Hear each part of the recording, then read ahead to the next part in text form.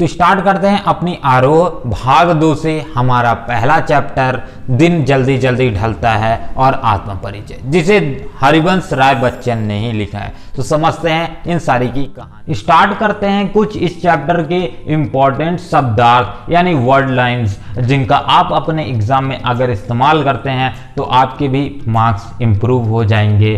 तो चलिए उन सभी शब्दों को समझते हैं। हमारा पहला शब्दार्थ है जग जीवन। जग जीवन यानी होता है दुनियादारी। दूसरा झंगृत। झंगृत यानी होता है तारों के बजने से निकलने वाली आवाज को झंगृत कहा जाता है। तीसरा शब्दार्थ है सुरा। सुरा यानी होता है शराब। और चौथा वर्ड लाइन है हमारा पान करना। पान करना यानी होता है पीना। इसके बाद पांचवा हमारा वर्ड लाइन है नीज। नीज यानी होता है अपना। छठवा उर। उर यानी होता है हृदय। मौज। मौज यानी होता है लहर। इसके बाद लता। लता यानी होता है संबंध। आग। आग यानी होता है अवशेष। और प्रसाद। प्रसाद यानी होता है महल। पर। पर यानी होता है पंख। हित। हित यानी होता है के लिए या फिर के लिए चाहना। इसके बाद आता है हमारा आज का 13 शब्दार्थ हुआ क्या है अतुर। अतुर यानी होता है भाव। या तो आप भाव का इस्तेमाल कर सकते हो या तो अतुर। पहली कविता आत्म परिचय। आत्म परिचय की पहली लाइन, हाँ मैं जग जीवन का भार लिए फिरता हूँ से मैं गान किया करता हूं। तो चलिए समझते हैं इस पंक्तियों का अर्थ। कवि कहता है कि उसके ऊपर संसार भर का दबाव है, उसके ऊपर लोगों का प्रेशर है, उसके ऊपर दुनिया की बंदिशें हैं कि उसे यही कार्य करना है, ये कार्य नहीं करना है। फिर भी वह इन सभी से संतुष्ट होकर के सब में प्रेम बांटने का प्रयास करता है। कवि कहता है कि वह उसका जीवन प्रेम की ऊर्जा के कारण चल रहा है। वह यह भी कहता है कि अभी आगे कहता है कि वह सांसों के लगे तार यानी हृदय को लिए फिरता है, जिसको किसी ने छूकर उसे झंगृत कर दिया यानी उसे बेचैन कर दिया है।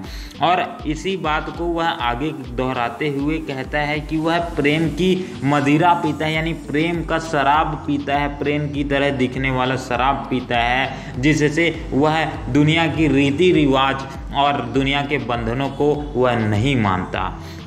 वह इन सभी को अधिक महत्व नहीं देता। वह कहता है कि वह अपने में ही खुश है और लोग उन्हीं की प्रशंसा करना पसंद करते हैं जो उनकी खुद की प्रशंसा करे, जो दुनिया की प्रशंसा करे।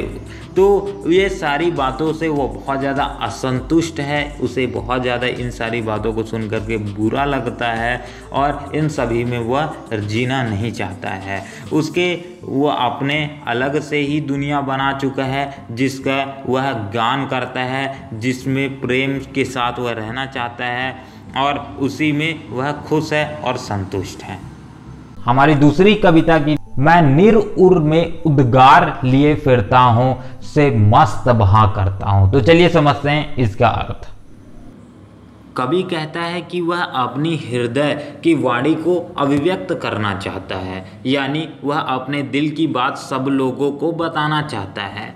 हृदय में जो उसके स्नेह का उपहार लोगों को या संसार को वह देना चाहता है, जिसकी कमी दुनिया में बहुत ज़्यादा उसको खटकती है या बहुत ज़्यादा लगती है। उसे लगता है कि दुनिया में प्रेम की कमी है, जिसके कारण लोग एक बेचैन से यहाँ वहाँ घूमते रहते हैं। यहाँ के संसार के लोगों में आशाएं और इच्छाएं तो होती हैं, पर प्रेम ना पाने के कारण उनकी ये इच्छाएं पूरी नहीं हो पाती। कभी को ऐसा लगता है कि लोगों में प्रेम का संचार कम है या प्रेम की कमी है।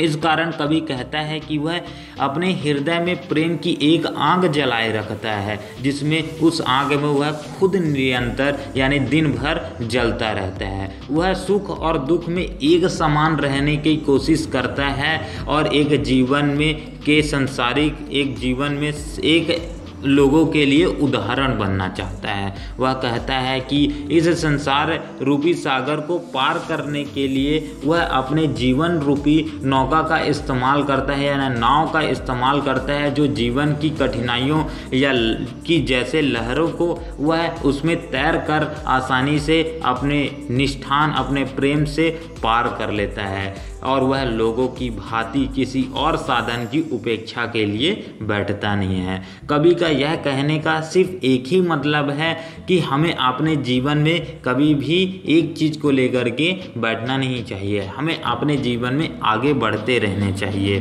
कवि यहाँ कहने का एक चीज़ और प्रयास करता है कि कभी संसार में रहकर भी वह अपना एक नया ही संसार बना चुका है, जिसमें वह बहुत ज़्यादा खुश है। वह लोगों को भी चाहता है उसमें लोग आएं और उसके साथ प्रेम के साथ लोग एक दूसरे के साथ रहें। तो ये थी इस पैराग्राफ की कहानी। मैं और जग कहाँ का नाता से लेकर के मैं खंडहर का भाग लिए फिरता हूँ। अब समझते हैं इस पंक्तियों का अर्थ आखिरकार है क्या। कवि अपने शब्दों के माध्यम से इस कविता में यह बताना चाहता है कि उसका संबंध संसार से चिर स्थायी नहीं है, यानी स्टेबल नहीं है, वह लोगों से जुड़ा हुआ नहीं है, क्योंकि उसका एक अपना ही अस्तित्व संसार है, जो संसार की तुलना में या संसार के रिस्पेक्ट में बहुत ही अलग है। वह उसका संसार वह अपने दिल में और अपने दिमाग में बनाता है, और रोज़ बनाता है और रोज़ ऐसे संसार को मिटाता है। वह आगे कहता है कि वह भौतिक वैभव और समृद्धि यानी पैसे और एक पावरफुल होने को ठुकराता हुआ कहता है। वह दुनिया की जिस धरती को लोग वैभव यहाँ श्रेष्ठ खुद को बताना चाहते हैं, वह ऐसी वैभव और ऐसी धरती को भी ठुकराता है, जहाँ लोग एक दूसरे को से आगे निकलने के लिए एक दूसरे को गिरा देते हैं और आगे बढ़ जाते हैं। वह ऐसी धरती को तुच्छ समझता है। वह कवि आगे कहता है कि वह जब रोता है तो भी उसमें एक राग छुपा होता है, और जब वह कुछ शीतल वाणी से कहता है, यानी बहुत आराम से अच्छी शुद्ध भाषा में कहता है, तो भी उसमें एक आग छुपी हुई होती है। वह पैसे को और लोगों की सोच और भावनाओं को, एक वैभव को वह तुच्छ समझता है, क्योंकि लोगों की भावनाओं में आज प्रेम का वास नहीं है। प्रेम आज बहुत कम दिखाई देता है, उसे सिर्फ चालाकी और एक तरीके से बेईमानी ही उनको दिखाई देती है। वह कहते हैं कि आगे इस संसार में वह खंडहर लिए फिरते हैं, जिसमें राजमहल और राजाओं के राजमहल भी नौछावर है, यानी ऐसे खंडहर है जिन राजाओं के राजमहल तक नौछावर हैं। वह ऐसी लोगों की मानसिकता और लोगों की महानता और भावनाओं को उल्लेखनीय और बताते हुए कहते हैं कि वह ऐसे लोग को संसार में रहने का और संसार में जीने का हक नहीं होना चाहिए। उन्हें प्रेम का भाव या प्रेम की मदिरा का पान करना चाहिए। और फिलहाल इस लेक्चर में यही बताना चाहते हैं। तो चलिए भैया आगे बढ़ते हैं, स्टार्ट करते हैं। इसी में अपनी दूसरी पोयम दिन जल्दी जल्दी ढलता है, जिसे हरिवंश राय बच्चन ने ही लिखा है। हो जाए ना पथ में रात कहीं से लेकर के दिन जल्दी जल्दी ढलता है तक का क्या अर्थ है, चलिए समझते हैं। इसमें कवि कहता है कि दिन जल्दी जल्दी अर्थात शीघ्रता से ढल रहा है। इस कारण यह सोचकर कि कहीं रास्ते में रात ना हो जाए, दिन भर का थका हुआ यात्री भी अपनी मंजिल या उद्देश्य तक शीघ्र पहुंचना चाहता है। वह अपने लक्ष्य अर्थात अपने रैन सवेरे या प्रिय या मित्र से शीघ्र मिलने के लिए आतुर है। वह बहुत जल्दी जल्दी चलता है और उसे ऐसा प्रतीत होता है कि दिन बहुत शीघ्रता से बीत रहा है। बच्चे प्रयास में होंगे से लेकर के दिन जल्दी जल्दी ढलता है। तो समझते हैं इसकी कहानी क्या है। अब कवि बार बार दोहराता है कि दिन शीघ्रता से ढल रहा है। दिन के शीघ्रता से ढलते देखकर यह ध्यान करके कि बच्चे दाना पानी के लिए माँ की शीघ्र लौटने की प्रतीक्षा कर रहे होंगे। चिड़ियों के पर में यही सोच करके उनके परों में ताकत और बढ़ जाती है और वो अपने परों को और शीघ्रता से चलाने लगते हैं। उन्हें अपने बच्चों के बारे में या अपने प्रिय के बारे में सोच करके उनके गति में चंचल अर्थात तीव्रता आ जाती है और मन आतुर होने लगता है अपने प्रिय से या अपने बच्चों से मिलने के लिए। चिड़ियों के रिस्पेक्ट में मुझसे मिलने को कौन विकाल से लेकर के दिन जल्दी जल्दी ढलता है, तो चलिए समझते हैं इसकी क्या स्टोरी है। यहाँ कवि बार बार कहता है कि दिन जल्दी जल्दी ढल रहा है, लेकिन उससे मिलने के लिए कोई भी व्याकुल नहीं है और ना ही कोई उत्तिष्ठ है, इसलिए वह किसके लिए शीघ्रता करे।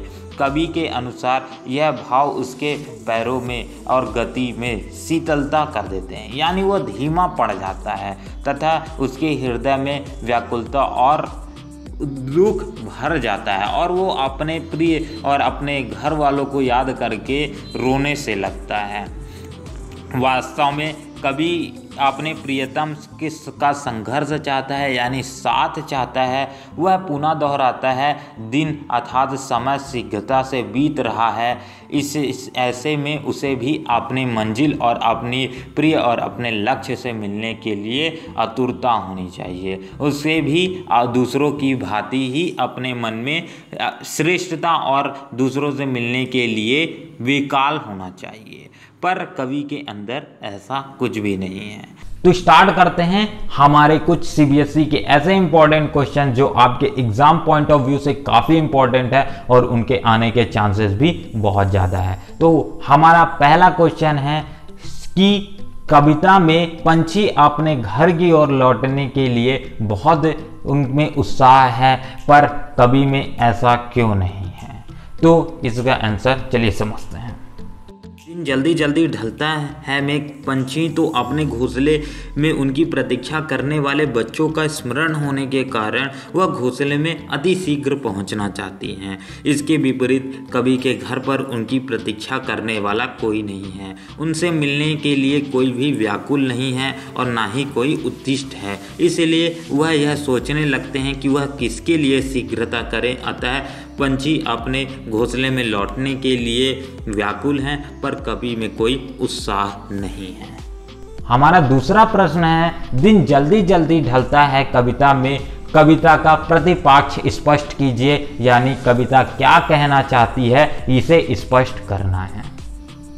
इस कविता में कवि ने प्रेम की व्यग्रता या व्याकुलता को व्यक्त किया है। पार्थिव को अपने प्रियजनों से जल्दी मिलने की चाह है, इसलिए वह जल्दी जल्दी चलने का प्रयास करता है। इसी प्रकार अपने बच्चों के विषय में सोच करके पंछियों के पैरों में भी गति आ जाती है। वह जल्दी जल्दी चलने का प्रयास करते हैं तथा अपने नीड़ों तक पहुंचना चाहती है, जबकि कवि अकेला है, उसकी कोई प्रतीक्षा नहीं कर रहा है। इसलिए कवि ने के कदमों में शीतलता और मन में व्याकुलता आ जाती है। यह भी मानता है कि जीवन में तीव्रता का कारण प्रेम है। हमारा तीसरा प्रश्न जो कई बार रिपीट हो चुका है, शीतल बाड़ी में आग लिए फिरने से कवि का क्या आश्रय है या कवि क्या कहना चाहता है? वाणी भावों को अभिव्यक्त करने का माध्यम होती है। भावों का आवास हृदय है। भाव कोमल एवं कठोर दोनों प्रकार के हो सकते हैं। कवि शांत भाव से कविता कर रहा है, वह अपने अंदर की उथल पुथल और बेचैनी को महसूस कर सकता है। उसके पर्याप्त आग छिपी हुई है। कवि के समान शब्दों में भी शक्ति, क्षमता और क्रांति की आग व्याप्त होती है। वास्तव में वह अपनी शीतल वाणी में जग जीवन के सोए हुए हृदय को जागृत करने की शक्ति रखता है। इस भाव को व्यक्त करते हुए कवि कहता है कि शीतल वाणी में आग लिए फिरता हूँ। ऐसा कहकर कवि ने विरोधाभासी अलंकार का प्रदर्शन किया है। तो फिलहाल इस वीडियो के लिए इतना ही। आपको एक कमेंट बॉक्स में एक क्वेश्चन पिनअप मिल जाएगा जिसका आंसर आपको बाय #ANS से और बाय योर नेम लिख के आप जरूर हमें कमेंट कीजिएगा। तो मिलते हैं अगले वीडियो पे जहां हम स्टार्ट करेंगे इसी से हमारा नेक्स्ट चैप्टर। तब तक के लिए आपका JP वर्ल्ड क्लासेस के साथ जुड़ने के लिए तहे दिल से शुक्रिया। जय हिंद, जय